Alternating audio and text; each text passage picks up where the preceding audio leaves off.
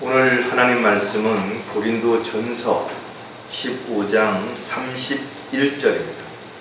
고린도전서 15장 31절 말씀을 제가 받들어 읽어드리겠습니다. 내가 그리스도 예수 우리 주 안에서 지니고 있는 너희의 자랑으로서 단언하노니 나는 매일 죽노라. 잠깐 말씀을 해서 기도드리겠습니다. 영원한 지옥에서 고통받을 수밖에 없는 참으로 무지하고 어리석고 또 죄악으로 가득했던 저희들을 구원해 주시기 위해서 자신의 생명을 아낌없이 내어주신 주님, 그 크신 은혜와 사랑으로 인해서 저희들이 혼이 구원받고 또 바른 진리 안에서 산 소망을 가지고 주님 다시 오심을 기다릴 수 있게 해주셔서 감사를 드립니다. 오늘도 말씀을 통해서 저희들의 잘못된 부분들을 바로잡고 또 죄의 찌꺼기들을 제거하는 귀한 시간이 되게 인도해 주시옵소서. 세상이 어떻게 변하든 사람들의 가치관이 어떻게 달라지든 저희들은 말씀에 기록되어진 대로 모든 것이 완벽하게 이루어진다는 사실을 한순간도 의심하지 않는 가운데 말씀을 붙잡고 말씀만을 바라보며 그 말씀 안에서 끝까지 승리할 수 있는 저희들의 생애가 되기를 간절히 구하고 합니다. 오늘 보여주신 말씀 위에 기름 부어주시고 또 부족한 종의 입술을 통해서 말씀이 선포될 때 잘 박혀진 목과 같이 형제자매들 마음판에 잘 새겨지고 또 심겨져서 이 세상을 살아가는 동안에 잣대가 되게 하시고 또 기준이 되게 하셔서 늘 주님 안에서 승리하는 계기가 될 수 있도록 도와주시옵소서. 다시 오실 우리 주 예수 그리스도의 이름으로 기도드렸습니다. 저와 여러분이 지옥에 가지 않는 것은 말 그대로 하나님의 은혜입니다. 그 은혜를 우리는 값없이 받은 것이에요. 그리고 우리가 지은 죄, 우리의 모든 죄를 주님께서는 보혈로 용서해 주신 것이에요. 이와 같은 사실을 알았고 믿었기 때문에 우리가 구원받은 것입니다. 그렇다면 구원받은 후에 죄를 결코 지어서는 안 되는 것이에요. 하지만 여러분 스스로에게 나는 정말 죄를 짓지 않고 살고 있다라고 말할 수 있는가? 그렇지 못하죠. 만약에 저와 여러분이 나는 그렇다라고 말한다면 요한일서에 나와 있는 것처럼 우리는 거짓말쟁이가 되는 것이에요. 우리는 아직까지 인간적인 지식이나 경험 또 여러 가지 어떤 상황을 통해서 모든 것들을 판단하고 결정할 때가 많이 있어요. 그러다 보니까 잘못 판단할 수도 있죠. 또 정확하게 알지 못한 상태에서 오해를 할 수도 있습니다. 또 잘하려고 하다 보니까 실수할 수도 있어요. 뿐만 아니라 때로는 순간적인 욕심에 의해서 우리가 엉뚱한 것을 바라볼 수도 있죠. 쓸데없는 것에 마음을 빼앗길 수도 있습니다.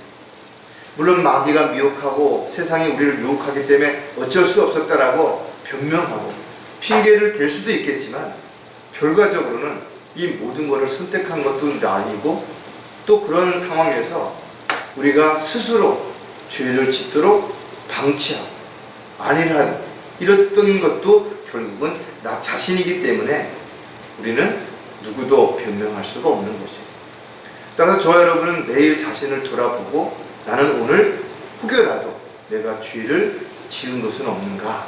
또 죄를 지었다면 즉시 자백하고 돌이켜야 되는데 내가 혹여라도 모르고 있었거나 또는 외면한 것은 없는지 이런 부분들을 우리가 분명하게 살펴봐야 되는 것이죠.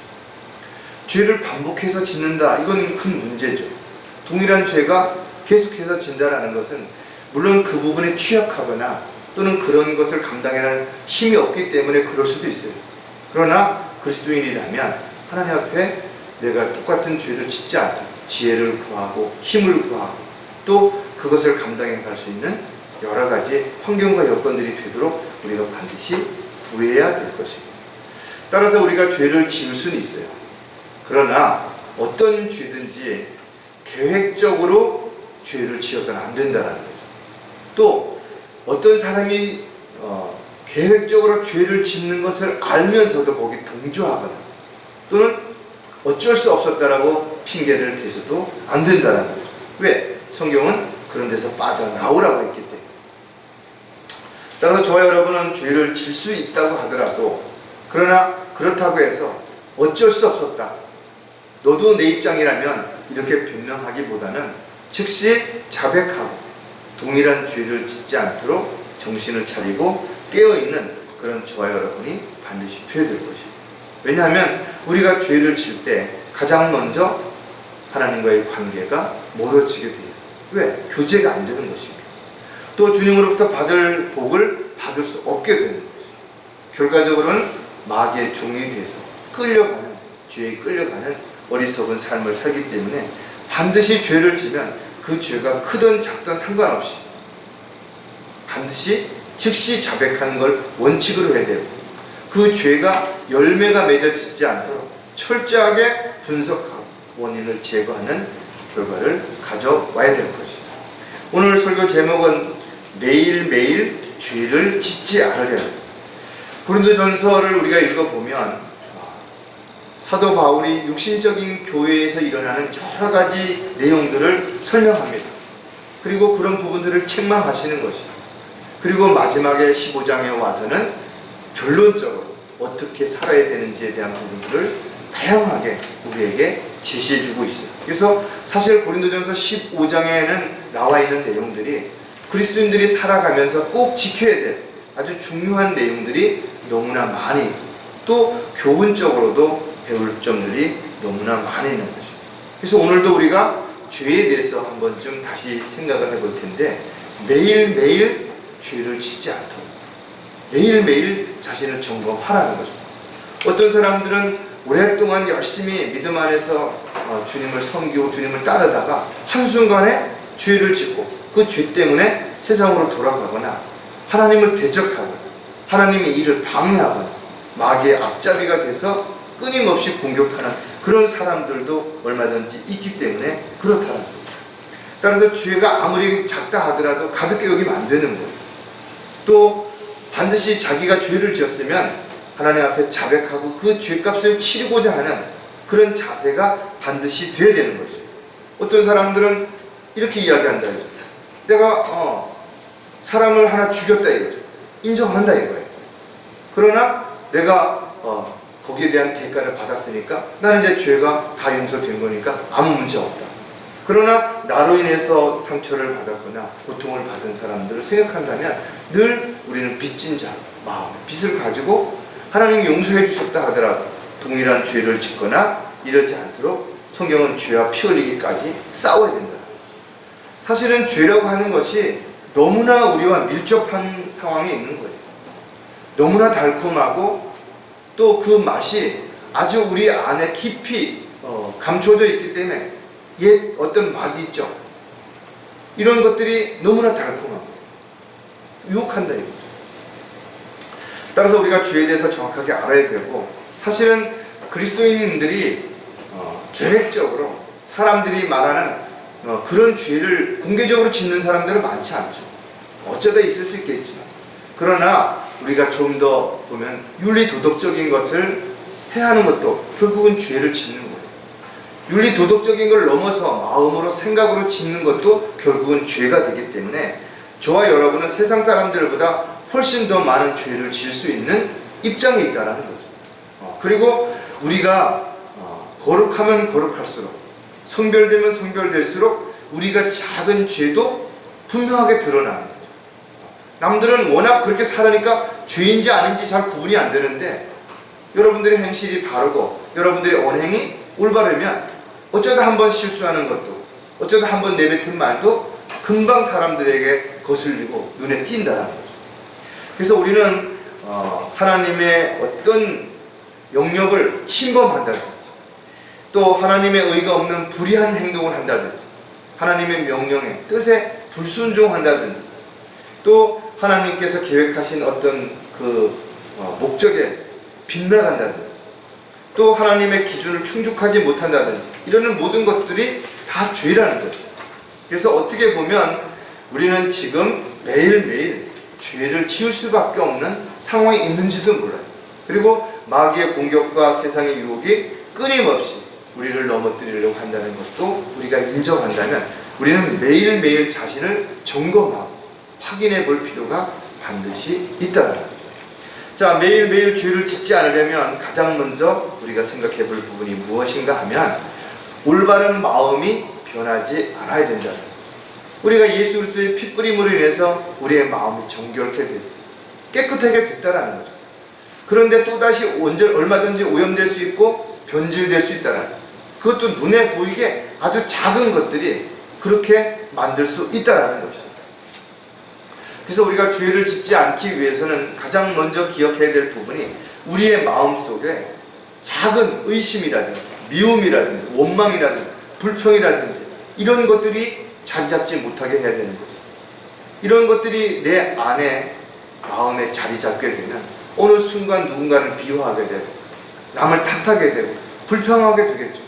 그 틈새를 비집고 마귀가 들어와서, 그래, 너는 잘못한 게 없는데 누구 때문에 그런 거 아니냐, 이런 식으로 해서 용서할 수 있는 그런 마음, 이해할 수 있고 배려할 수 있고 섬기고 사랑할 수 있는 마음을 빼앗아 버리는 거죠. 그래서 우리가 죄를 지을 수 있는 기회라든지 환경이라든지 여건을 만들지 않도록 우리 스스로가 조심해야 되는 거예요. 또 죄를 지을 수 있는 환경, 이런 것들도 살펴봐야 되겠죠. 사람들, 우리가 살펴봐야 되는 것이죠. 악한 사귐은 좋은 행실을 부패시키느니라 그랬어요. 나쁜 계획, 목적, 어떤 이런 것들을 생각하는 사람들을 만나게 되면 어느샌가 자신도 모르게 그들과 함께하는, 또 그들의 일에 동조하는 이런 일들이 일어날 수 있죠. 그래서 우리가 누구를 가까이 하는지, 또 누구를 자주 만나는지에 따라서 결과적으로 우리의 삶에 있어서 열매들이 다르게 얼마든지 나타날 수 있다는 거죠. 그래서 저와 여러분이 복음을 전하기 위해서라면 어떤 사람도 만날 수 있어요. 그 사람이 사회에서 어떤 비난을 받든지 어떤 전과자라 하더라도 우리가 복음을 전하기 위해서 만나는 데는 문제가 없어요. 그러나 그런 것이 아니라면 사업을 한다든지 뭔가 인간적인 어떤 무슨 만남을 갖기 위해서 한다면 조심해야 되는 거죠. 왜? 언제든 그들의 그 감춰주는 발톱이 드러날 수 있다는, 그리고 자신도 모르는 사이에 너무 깊이 신뢰하다 보면 더 큰 고통과 아픔을 겪을 수도 있어요. 마귀는 가장 가까운 사람들을 통해서 우리를 넘어뜨리려고 하고, 그런 사람들에게 공격을 당했을 때 가장 치명적인 상처를 입는다는 것을 우리가 생각한다면, 특히 저와 여러분이 이 마지막 때, 어려울 때 가까이 다가오는 사람, 친절을 베푸는 사람, 이런 사람들 너무 감사하고 고맙죠. 그러나 잘 분별해야 된다는 것도 반드시 기억해야 될 겁니다. 따라서 구원받은 그리스도인들이 마음이 변질되지 않도록 선한 양심을 따라 살 수 있으려면 늘 말씀의 물로 씻어내고 말씀의 거울처럼 닦아야 됩니다. 이런 부분들이 흐려지게 될 테거나 이런 부분이 문제가 생기게 되면 죄를 지을 수밖에 없게 되는 것입니다. 자, 올바른 마음이 변치 않기 위해서 우리가 또 몇 가지 생각할 텐데, 그 중에 하나가 악한 자들을 부러워하지 말라. 세상에 선한 사람들 얼마든지 있다라고 이야기하는 사람들이 있어요. 법 없이도 살 수 있는 사람들도 있다라고 이야기해요. 그러나 그것은 우리의 인간적인 눈에 보는 관점이고, 하나님 보시기에 선을 행하지만 악을 행하지 않는 사람은 한 사람도 없는 것이죠. 이런저런 어떤 이유든 자신의 의를 위해서든 인간적인 대접을 받거나 인정을 받기 위해서 위선적인 삶을 살아가는 사람들도 얼마든지 있는 것입니다. 그런데 그런 사람들이 세상에서 존경을 받고 인정을 받고 잘 먹고 잘 살기 때문에 때에 따라서는 우리가 부러울 수도 있어요. 왜 저 사람들은 저렇게 넉넉하게 편안하게 좋은 것을 먹고 마시고 누리며 살아가는데 나는 정말 정직하게 열심히 사는데도 왜 이렇게 힘든가 하고 부러워할 수도 있다 이거죠. 그러나 잠언에 보면 죄인들에게는 재앙이 따르나 의로운 자는 좋은 것으로 보상을 받으리라. 결론적인 마지막이에요. 그들이 세상에서 아무리 많은 것들을 누리고 즐기고 취했다 하더라도 그 결론은 재앙이 따른다라는 거예요. 어떻게 보면 그리스도인들도 정말 어느 날 뭔가 하늘에서 또 축복이 떨어지고 일확천금이 생겼으면 좋겠다라는 순간적인 생각이 들 수도 있죠. 나쁜 의도는 아니라 좋은 의도로 생각한다 하더라도, 그러나 이런 것들이 결국은 욕심으로 변질되게 되면 자신을 합리화시키고 결국은 타협하는 결과를 가져오는 거죠. 잠언 23장 17절에 보면 마음으로 죄인들을 부러워하지 말고 온종일 주의 두려움 가운데 있으라. 그러니까 겉으로만 참 좋은 차 타고 다닌다 하고 그걸 바라보면서 야 부럽다 이렇게 하지 않아도 마음속으로, 겉으로는 안 그런 척 하면서도 마음속으로 부러워한다, 이것도 하지 말라는 것이죠. 오히려 내가 가진 것에 감사하고 내가 타는 차, 내가 먹는 음식, 내가 입는 옷, 진심으로 감사하는 마음을 가지고 소중하게 생각하는 저와 여러분이 반드시 되어야 될 것이죠. 잠언에 보면 너는 악한 사람들을 부러워하지 말고 그들과 함께 있는 것도 바라지 말아요. 함께 있는 것, 아무것도 안 했다 하더라도 함께 있는 것만으로도 뭔가 오염될 수 있고 뭔가 죄를 질 수 있는 근거가 될 수 있기 때문에 그런 거죠. 또 악한 사람들로 인하여 초조해하지 말고 그들을 부러워하지 말라는 거죠. 악한 자들이 이 세상에서 좀 더 나은 삶을 살아간다 할지라도, 좀 더 높은 위치에 더 많은 인기를 누린다 할지라도 그 끝은 멸망이 기다리고 있다는 것을 반드시 기억해야 된다면 우리가 악한 자들을 부러워할 이유가 전혀 없다는 거죠. 자, 올바른 마음이 변하지 않으려면 우리가 또 무엇을 생각해야 되는가? 견고한 입장이 무너지지 말아야 한다는 거죠. 저와 여러분이 하나님의 말씀을 통해서 믿음의 뿌리를 이루고 우리의 생각과 입장이 견고해졌어요. 우리가 해야 될 일과 하지 말아야 할 일들이 분명하게 구분 지어졌다는 거죠. 그러나 어느 순간에 죄인들을 바라보게 되고 그들을 부러워하게 된다면 결국은 우리는 세상의 유혹에, 마귀의 미혹에 넘어갈 수밖에 없다는 거죠. 처음부터 나쁜 것에 마음을 뺏기는 사람은 아무도 없을 거예요. 처음부터 나쁜 짓을 크게 벌리는 사람도 없을 것이고, 그러나 욕심이라는 것이 한 번만 더, 조금만 더 이렇게 한 발짝씩 나가다 보면 결국은 믿음의 대열에서 이탈하게 되고 실족하게 되는 결과를 가져오게 되는 거죠. 마귀는 수단과 방법을 가리지 않고 우리를 넘어뜨리기 위해서 지금도 끊임없이 우리 주변을 서성이고 있다는 거죠. 베드로후서 3장 17절에 보면 그러므로 사랑하는 자들아 너희가 이런 것을 미리 알았으니 악한 자들의 미혹에 이끌려 자신의 견고한 입장에서 떨어지지 않도록 주의하라. 이미 구원받은 그리스도인들은 알고 있다라는 거죠. 악한 자들이 어떻게 미혹하는지, 거기에 끌려가지 않으려면 어떻게 해야 되는지, 믿음의 대열에서 이탈하지 않고 믿음이 파손되지 않으려면 어떻게 해야 되는지 알고 있다라는 거죠. 그러면 알고 있는 것으로 끝나는 것이 아니라 주의하라는 것이. 기회를 주면, 마귀에게 틈을 주면 안 되는 것이. 악한 자들이 우리를 흔들도록 기회를 주면 안 된다 이거죠. 우리는 말씀에 깊이 뿌리를 내려서 때에 따라서는 바람에 의해서 잎사귀가 떨어지고 잔가지가 부러질지라도 다시 새싹을 틔울 수 있도록 우리의 뿌리가 믿음에 굳건하게 서 있어야 됩니다. 시편 기자는 악인들의 간계를 따르지 아니하며 죄인들의 길에 서리지 아니하며 조롱하는 자들의 자리에 앉지 않은 사람은 복이 있도다. 세상 사람들이 생각하는 복과 성경에서 이야기하는 복은 다르죠. 오히려 우리가 고난을 당할지라도 잘 참고 견뎌내면 그것이 복 있는 자라는 거죠. 우리가 이 세상에서 사는 것이 좀 힘들고 어렵다 하더라도 죄를 짓지 않고 주님 오실 때까지 믿음으로 잘 살아나간다면 이것이 복이 있는 거라는 거예요.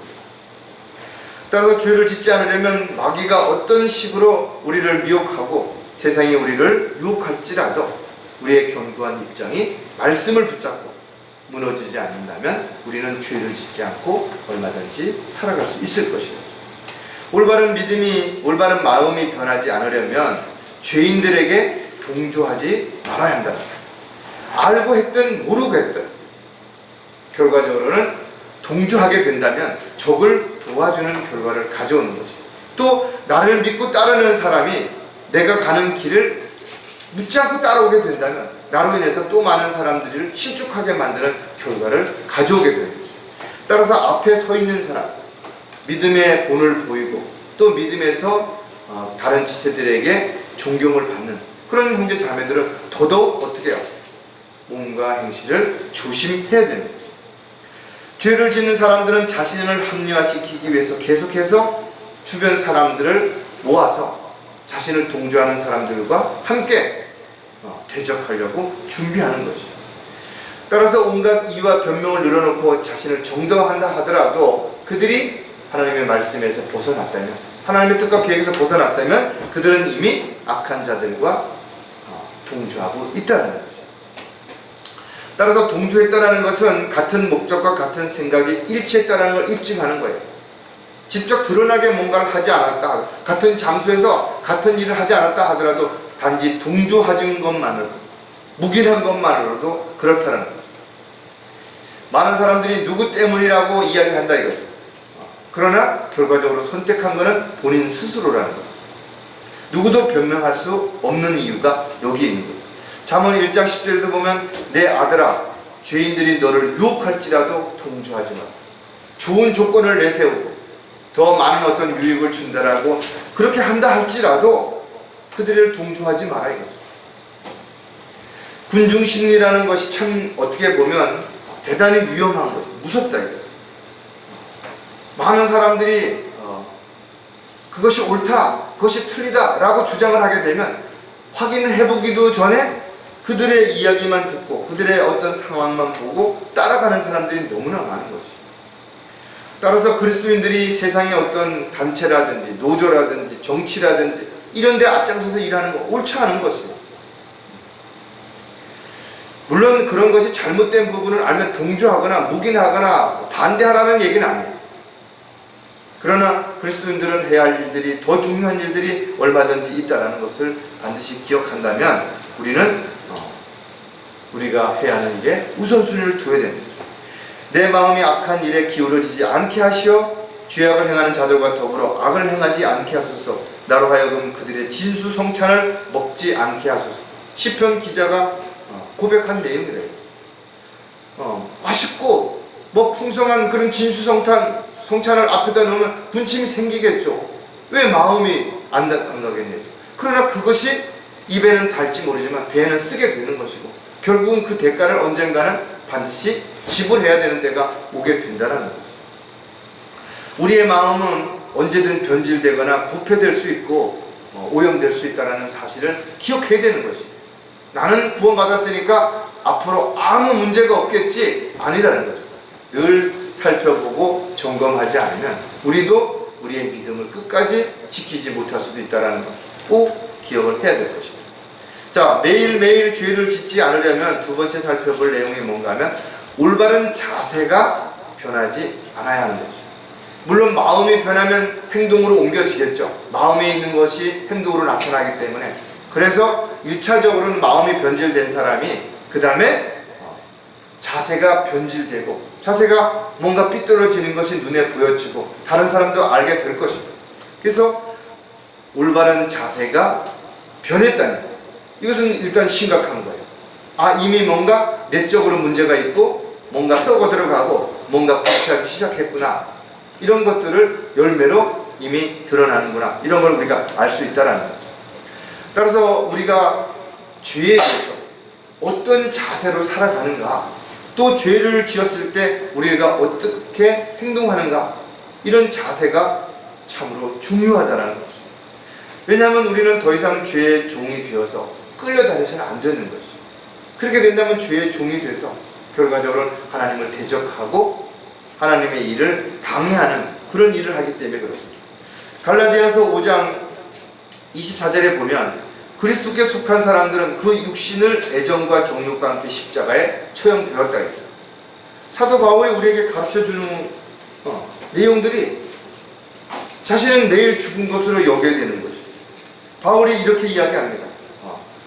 너희 자신을 정령 죄에는 죽은 자요 예수 그리스도 우리 주로 말미암아 하나님께는 산자로 여기라는 거죠. 또 갈라디아서도 보면 이제는 너희가 하나님을 알았고 오히려 하나님께 알려졌는데 어찌하여 너희는 악하고 천한 초등학문으로 다시 돌아가 거기서 다시 종노릇하기를 원하느냐. 구원받은 이후에 진리도 알았고 하나님의 은혜와 사랑도 알았고 주님이 다시 오셨을 때 우리가 어떻게 사는 것인가에 따라서 상과 유업을 보상해 준다는 다 알았다 이거죠. 그런데 왜 다시 세상으로 돌아가서 눈에 보이는 육신적인 만족을 취하려고 거기에 매여 있느냐 이거죠. 이제 때가 정말 심히 가까운 이 시점에 와 있는 베드로도 역시 우리가 음란과 정욕과 술취함과 방탕과 연락과 혐오스러운 우상 숭배를 향하여 이방인들의 뜻을 행한 것은 지난 날은 충분하다 이거죠. 이제 끝난 것이 죄의 맛이 아무리 달콤하다 하더라도 마약처럼 다시는 그것을 손에 대서는 안 되는 거죠. 왜? 어떤 사람이 오랫동안 끊었다가 한 번 하게 되면 원위치로 돌아가고 있는 거죠. 이만큼 중독성이 강하고 이만큼 죄를 지을 수 있는 악한 그런 결과가 나타나기 때문에 그런 것이죠. 따라서 우리가 올바른 자세가 변하지 않기 위해서도 몇 가지를 생각해 보면 달려갈 길을 멈추지 말아야 한다는 거죠. 올바른 자세가 흐트러지는 것은 힘들고 지쳐서기보다는 주저앉았을 때, 포기했을 때, 육신을 가지고 살아가는 저와 여러분에게는 힘든 일이 왜 없어요? 어려운 일이 왜 없어요? 감당하기 어려울 만큼, 포기하고 싶은 만큼 그런 일들도 일어날 수 있다. 그래서 죄를 질 수 있는 요소가 우리 안에 찌꺼기로 남아있기 때문에 그런 것들이 살아나서 바깥으로 드러나서 결과적으로 내 마음과 행동을 죄를 짓는 도구로 쓰게 만든다는 거죠. 따라서 우리는 죄된 요소들을 끊임없이 제거해야 되는 거죠. 그래서 우리의 때에 따라서 힘든 상황이 부딪혔을 때, 어려운 문제가 생겼을 때 우리 안에 깊이 깔아앉았던 그런 찌꺼기들이 한 번쯤 뒤집어지죠. 그럴 때 걸러낼 수 있는 좋은 계기라는 거죠. 아무 문제도 없고 아무런 어려움도 없을 때는요, 내가 완벽한 것 같아. 아무런 죄도 안 짓는 것 같고 아무런 어려움도 없는 것 같아. 그러나 정말 사는 게 힘들어지고 또 어려워지고 그러면 내 안에 꿈틀댄다. 따라서 저와 여러분이 어떤 상황에 있다 하더라도 마귀에게 빌미를 제공할 수 있는 틈을 주는 그런 일이 일어나지 않으려면 우리가 달려가는 길을 멈추고 엉뚱한 곳을 바라보거나 곁길을 찾아서 가려고 한눈을 파는 순간이 위험한 상황이 된다는 거예요. 히브리서 12장 1절에 보면 모든 무거운 것과 쉽게 에워싸는 죄를 벗어버리고 인내로 우리 앞에 놓인 경주를 받아야 됩니다. 사도 바울의 고백처럼 달려갈 길을 마칠 때까지 멈추지 말고 그 길을 가자라는 거죠. 우리는 그 길을 가면서 두 마음을 품으면 안 되는 거죠. 갈까? 포기할까? 할까 말까? 끊임없는 갈등이 우리에게 다가온다 하더라도 우리는 어떤 경우에도 두 마음을 품고 세상의 재물과 하나님을 동시에 사랑한다는 거죠. 세상에서도 성공하고 하나님 도구로도 성공하고 그렇지 못한 거죠. 순수한 마음을 가지고 우리가 달려갈 길을 계속해서 달리지 않는다면 어느 순간인가 마귀에게 틈을 주고 마귀에게 빌미를 주어서 마귀가 쳐놓은 함정의 올무에 걸릴 수밖에 없다는 거죠. 저와 여러분이 믿음의 선한 싸움을 싸우고 달려갈 길을 마칠 때까지 결코 우리는 포기하지 말아야 됩니다. 아주 힘들면 걸어서라도 가는 거지. 너무 힘들 때는 동료의 부축을 받아서라도 가는 거지. 그리고 다시 힘을 얻고 몸이 건강해지면 다시 달리는 거고, 또 내가 힘이 있을 때는 다른 지체들이 힘들고 어려운 상황에 처해 있다면 외면하지 말고 또 부축해주고 함께 가는 저와 여러분이 반드시 되어야 될 것이죠. 올바른 자세가 변하지 않으려면 습관처럼 행하지 말아야 한다는 거죠. 3살적 버릇이 8까지 간다는 말처럼 이 습관이나 버릇을 쉽게 이렇게 고칠 수 있는 거 아니에요. 이미 내 안에 뿌리가 너무 깊이 있기 때문에 쉽게 벗어날 수가 없어요. 그래서 이 습관을 고치려면 피를 토하는 살점을 도려내는 고통을 감당해야만 이 문제를 제거할 수 있다. 그래서 많은 사람들이 시도했다가 포기하는 거예요. 세상에 어떤 문제도 원인이 없는 건 없습니다. 다 원인이 있어요. 그런데 서로 변명을 하고 핑계를 댈 뿐입니다. 오늘날 정치적으로 서로가 잘했다고 서로 잘못했다는 이유가 있죠. 원인이 있죠. 그런데 그 원인을 서로에게 떠넘기고 있다는 거죠. 그래서 문제가 지금 힘들고 어려운 시국에 서로 머리를 맞대고 이 문제를 해결해 나가도록 해야 되겠죠. 다른 나라와의 어떤 외교 관계도 정말 머리를 맞대고 해야 되는데 서로 옛날의 역사를 보면 자기 자리를, 자기 기득권을 채우려고 어떻게 해요? 성문을 열어준 사람들이 있었다는 거죠. 정보를 빼돌린 사람들이 있었죠. 지금도 마찬가지래요. 세상 사람들은 자신의 유익을 위해서라면 다른 사람이 어떤 고통을 받든 어떤 어려움에 처해든 그건 대수롭지 않게 여기는 거죠. 참으로 안타깝다 이거죠. 따라서 우리는 자신이 어렸을 때부터 가지고 있는 습관, 버릇, 고집 이런 것으로 인해서 누군가에게 상처를 주고 힘들게 만들고 어려운 상황에 처할 수 있는 것이라는 것을 알았다면 이것을 제거하는 피라는 노력이 반드시 필요하다. 잠언 4장 24절에도 보면 완고한 입을 내게서 제거하고 사악한 입술을 내게서 멀리하라. 입만 열면 남을 비방하고 입만 열면 거짓말하고 입만 열면 다른 사람을 깎아내리려고 하고 이런 거 하지 말라는 거죠. 우리는 진리 안에서 마치 은혜롭게 소금으로 맛을 내듯 그렇게 꼭 필요한 말, 위로가 되고 격려가 되고 용기를 줄 수 있는 그런 말들을 해야 됩니다. 그러려면 내 안에 있는 찌꺼기들 이런 것들을 제거해야 됩니다. 잠언에 보면 은에서 찌꺼기를 제거하라 그리하면 새 공자에게 그릇이 되어 나옵니다. 찌꺼기가 있으면 그릇이 나오긴 나왔는데 거기에 이물질이 들어가 있으면 좋은 그릇으로 판매할 수도 없죠. 사용하기 어렵다. 저와 여러분이 말과 행동에 있어서 거기에 뭔가 죄된 찌꺼기가 남아있어서 그런 것들이 다른 사람에게 상처를 주고 의심을 하게 만들고 신뢰를 하지 못하게 만든다면 결과적으로 아무리 좋은 진리를 이야기해도 사람들이 받아들이지 않는다. 올바른 자세가 변하지 않으려면 죄에 대하여 관대하지 말아야 한다. 아무리 작은 죄라 할지라도 결코 그 죄를 모른 척하거나 그냥 그럴 수 있지 인정하거나 이렇게 해서는 안 된다는 거죠. 신명기에 보면 그에게 동의하지 말고 경청하지도 말며 내 눈으로 동정하지도 말며 용서하지도 말며 숨겨 덮어주지도 말고 오직 너는 반드시 그를 죽일지니 그를 죽이는데 내가 맨 먼저 손을 댈 것이며 그 후에 온 백성이 손을 댈지니 죄에 대한 부분이 아주 강력하게 나오죠. 강력하게. 그러나 지금 이 시대에는 우리가 죄를 졌다고 이에는 이 눈에는 눈 그래서 어떤 사람이 죄를 지면 가서 넌 죄 졌으니까 죽어도 마땅해 하고 때려서 죽일 수는 없잖아요. 하지만 우리가 죄에 대해서는 관대하면 안 된다. 그 사람이 죄를 뉘우치면 용서해 줘야 돼요. 관대하게 용서해 줘야 돼요. 속이 쓰리고 마음이 아프지만 용서해 줘야 되겠죠.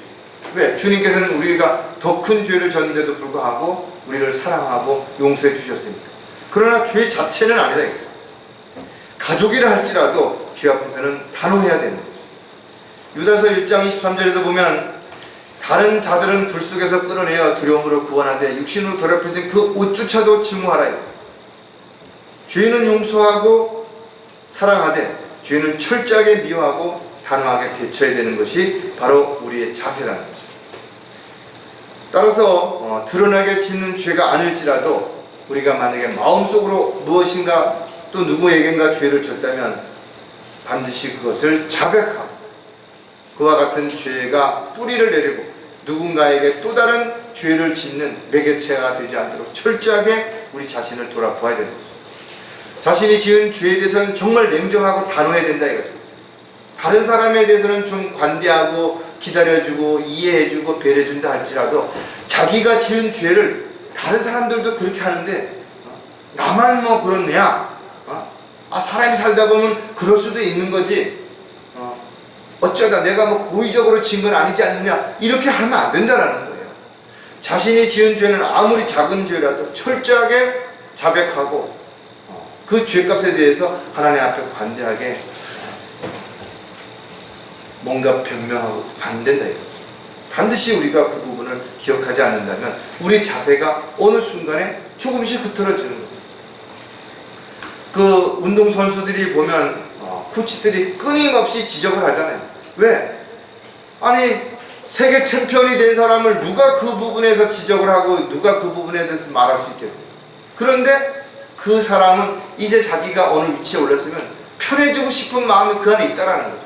쉬고 싶고 가서 어디가 자랑하면서 의시되고 싶고 이러니까 그 부분들을 끊임없이 누군가 지적해줘야 되는 것처럼 우리 역시 마찬가지로 성령께서 지적해 주셨을 때 우리는 귀를 기울여서 음성에 경청해야 되는 거예요. 그런데 자기 욕심, 자기가 의시되고 싶은 성령의 귀를 막아버리는 거예요. 그래서 죄를 짓는 거죠. 자, 마지막으로 매일매일 죄를 짓지 않으려면 올바른 믿음이 변하지 않아야 된다. 마지막 때가 되면 많은 사람들이 믿음에서 떠나 믿음이 파손되어서 마귀의 교리를 따를 것이고 가령 귀를 즐겁게 해준 선생들을 많이 둔다 그랬죠. 차지도 덥지도 않을 것이고 부자이고 뭔가 다 할 수 있다라고 자랑만 할 것이라 그랬잖아요. 자기를 사랑하고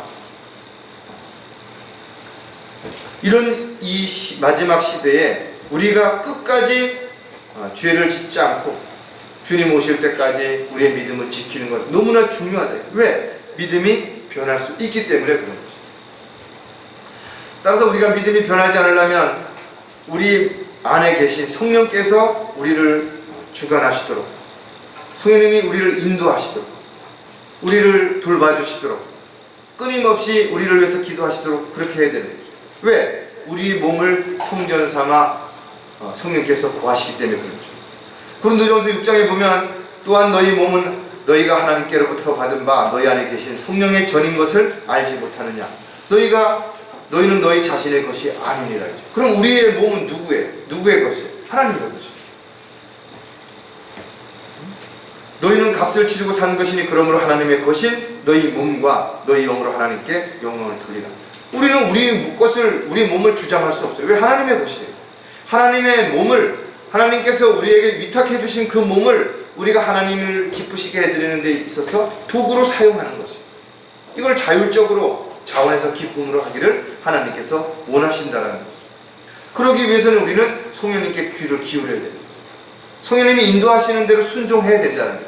내 마음의 보좌에 성령께서 앉으셔서 관리하시도록 내어드려야 되는데 내가 앉아버리면, 내가 주인이 돼버리면, 내가 판단해버리면, 내가 결정해버리면 결과적으로는 그 믿음이 이미 변질된 거죠. 그래서 판단하는 거예요. 모든 걸 판단하고 지역교회도 판단하고 성경도 판단하고 자기가 모든 것을 다 판단하는 위치에 서 있는 거죠. 이것이 바로 교만해진 것이죠. 이것이 바로 마귀의 종으로서의 나타나는 가장 강력한 열매가 된다.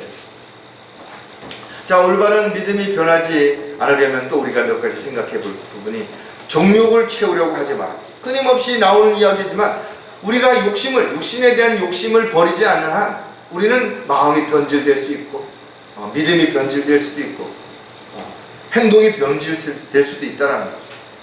많은 사람들이 하나님의 이름으로 일을 한다고 말한다 이거죠. 그러나 결과적으로는 그 일이 자신의 배를 위해서 일하는 것이라면 그것이 무슨 하나님께 영광이 되겠는 것입니다.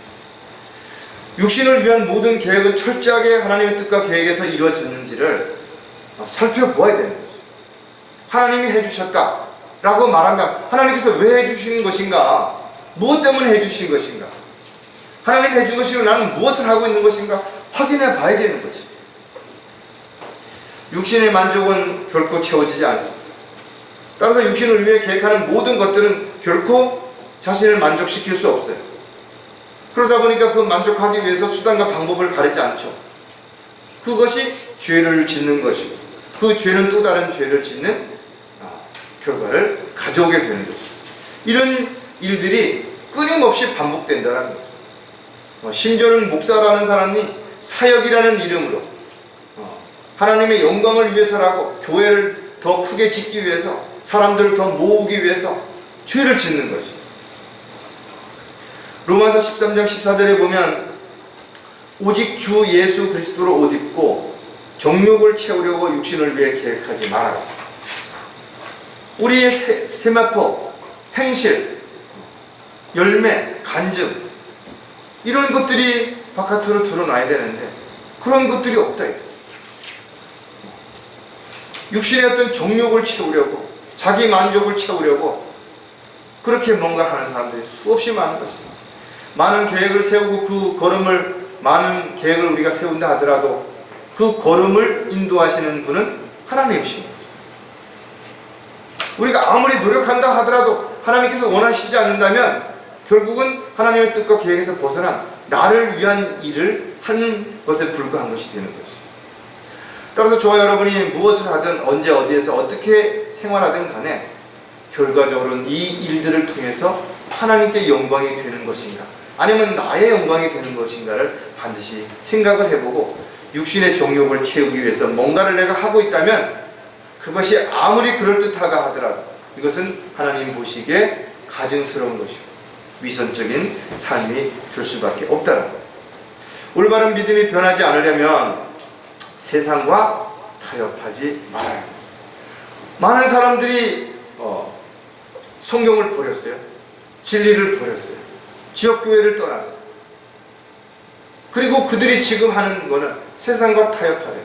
그래서 세상에서 믿지도 않는 사람들, 그런 사람들의 말에 동조하고 또 그런 사람들에게서 대장 노릇을 하고 우쭐하고 이러는 가운데 그로 인해서 얼마나 많은 사람들이 걸려 넘어지고 얼마나 많은 사람들이 실족하는 것인데, 무엇보다도 그리스도인들은 죄를 철저히 미워해야 되겠지만 어떤 이유로도 자신을 합리화시키기 위해서 타협해서는 안 된다 이거죠. 그게 세상이든 세상 제도이든 믿지 않는 사람들이든 마찬가지라는 거예요. 악을 미워하는 사람은 하나님을 두려워하는 사람들이죠. 그러나 하나님을 두려워하지 않는 사람들은 자신이 악한 짓을 하면서도 초대교회 때 신실한 그리스도인들을 박해하고 그들을 죽이면서도 그 고문하면서도 그 기부에 축복해달라고, 그것이 하나님의 일이라고 그렇게 했다는 거죠. 어찌 보면 그들은 자신의 유익을 위해서 사람들을 속이고 있고 기만하고 있고 자신의 모든 것들을 위선적인 모습으로 감추고 있는 거죠. 잠언 8장 13절에 보면 주를 두려워하는 것은 악을 미워하는 것이라. 나는 교만과 오만, 악한 행실, 완고한 입을 미워하노라. 하나님을 두려워한다면 악한 일들을 계획하거나 그 일들을 실행하지 못하죠. 그런 것을 보면서 묵인할 수 없겠죠. 그런데 그렇게 했다 이거죠. 악한 자가 오면 멸시도 오고 수치와 함께 질책도 오느니라. 그런데 모른다 이거 그들은. 왜? 영적인 눈이 감겨져 있기, 영적인 눈이 죄악으로 몰았기 때문에 그런 거죠. 악을 중후하고 어떠한 점수도 주지 말아야 되는 거죠. 죄인들 어떠한 것도 그 죄를 관대하게 해서는 안 된다. 죄악은 자비와 진리를 죄악은 자비와 진리로 정결케 되나니 사람들이 주를 두려워함으로 악에서 떠나게 되느니라. 많은 사람들이 분리되고, 왜? 하나님을 두려워했기 때문에 그렇다. 죄와 싸워 이기려면 무엇보다 세상과 싸워 이겨야 하고, 죄와 세상과 싸워 이길 수 있는 유일한 방법은 바로 믿음으로 싸울 때만 가능하다. 세상을 이기는 승리는 믿음이라는 거죠. 근데 그 믿음이 변질되게 되면 세상과 타협하게 되고 자신을 합리화시키기 위해서 거짓말을 하게 된다는 거죠. 올바른 믿음이 변하지 않으려면 성령 안에서 벗어나지 말아야 된다. 우리는 성령 안에 있고 성령이 우리 안에 있는 거죠. 서로 벗어나면 안 되는 것이죠. 함께 해야 되는 것이죠. 구약 시대에는 성령이 떠나기도 했지만 신약 시대에 와서 성령이 임한 사람은 성령이 떠나지 않는 것이죠. 그 성령의 힘으로 우리는 순식간에 변화되어서 이끌림을 받아서 하늘로 올라가게 될 것입니다. 성령은 우리 안에서 우리가 알지 못하는 것조차도 신음하며 기도해 주신다. 그리고 우리에게 일깨워 주시는 것이. 성령을 따라 살지 않는다면 죄의 유혹을 피할 길이 없는 것입니다. 세상의 유혹을 뿌리칠 힘이 없다 이거죠. 그래서 성령 충만한 가운데 있지 않으면 우리는 육신이 충만한 가운데 있는 것이고, 육신이 충만한 가운데 있으면 육신을 따라 살게 되고, 육신을 따라 살게 되면 죄를 지을 수밖에 없는 것이죠. 따라서 욕심을 따라 믿음이 변질되지 않기 위해서 우리는 성령 안에서, 성령을 따라서 성령의 보호하심을 반드시 받아야 됩니다. 갈라디아서 5장 16절에 보면 내가 이것을 말하노니 성령 안에서 행하라. 그리하면 너희는 육신의 정욕을 이루지 아니하리. 육신의 정욕을 이루지 않으려면 어떻게 돼요? 성령 안에서 행하는 것이죠. 성령 안에서 행하려면 어떻게 돼요? 성령께서 인도하시는 대로, 성령께서 말씀하시는 대로 지켜 순종하며 가는 것입니다. 단지 지식적으로 무엇인가를 알았다고 해서 그 사람이 그렇게 사는 거 아니에요. 배교하고 하나님을 대적하고 지역교회를 파괴하고 이렇게 나간 사람들이 성경 지식이 없는 거 아니에요? 어마어마한 지식을 가지고 있어요. 히브리어도 알고 헬라어도 알고 영어도 잘하는 이런 사람들이래. 너무 그들이 잘못 알아서 교만해져서 오히려 하나님을 대적하고 마귀의 편에서 자신이 어떤 이 짓을 하는지조차, 죄를 짓는지조차도 모르고 착각하며 살아가고 있는. 왜? 영적인 눈이 멀었기 때문에 안 보이는 거예요. 스스로는 자기 눈을 가렸기 때문에 모르는 거예요. 자기 귀를 막았기 때문에 들리지 않는 거예요. 성령 안에 있지 않다면 누구든지 죄를 짓고 결국은 주님의 뜻에서 벗어난 어리석은 삶을 살 수밖에 없다는 거예요.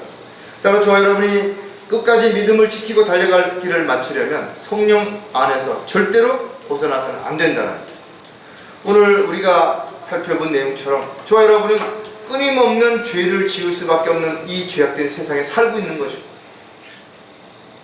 다양한 방법으로 우리를 넘어뜨리려고 하는 마귀의 종으로 다가오는 수많은 사람들을 우리는 만나야 되고, 그들과 같이 어떤 때에는 일도 해야 되고 회사도 같이 다녀야 되고 사업도 해야 되는 것이죠. 그런데 우리가 그들과의 관계에서 우리 마음이 변하면 죄를 짓는 것이죠. 우리 자세가 변하면 죄를 짓는 것이죠. 우리 믿음이 변하면 죄를 짓는 것이죠. 또 우리가 죄를 지면 우리 마음이 변하는 것이죠. 우리가 죄를 지면 우리의 자세가 바뀌어지는 거예요. 우리가 죄를 지면 우리의 믿음도 결국은 없어져 버리고 바뀌어지고 그 믿음이 변질될 수밖에 없다는 거죠. 여러분 꼭 기억하시는 저와 여러분이 되시기를 주님의 이름으로 부탁을 드리겠습니다. 기도하겠습니다. 아버지 하나님, 저희들을 죄악 가운데서 구원해 주셔서 보혈의 능력으로 성결케 해주셨고 정결한 삶을 살아갈 수 있도록 해주셨음에도 불구하고 우리가 죄악된 세상에서 또 그 죄로 인해서 악한 계획을 세우는 사람들을 만남으로 인해서 순간순간 우리는 그 죄에 노출되고 또 미혹을 받거나 유혹을 받을 때가 너무나 많습니다. 다시 한번 오늘 말씀을 통해서 저희들이 정신을 차리고 깨어있고 늘 말씀 안에서 우리의 믿음을 지켜 주님 오실 때까지 달려갈 길을 잘 마치고 주님 앞에 잘했다고 칭찬드릴 수 있는 저희들의 생애가 되도록 도와주시옵소서. 다시 오실 우리 주 예수 그리스도의 이름으로 기도드렸습니다.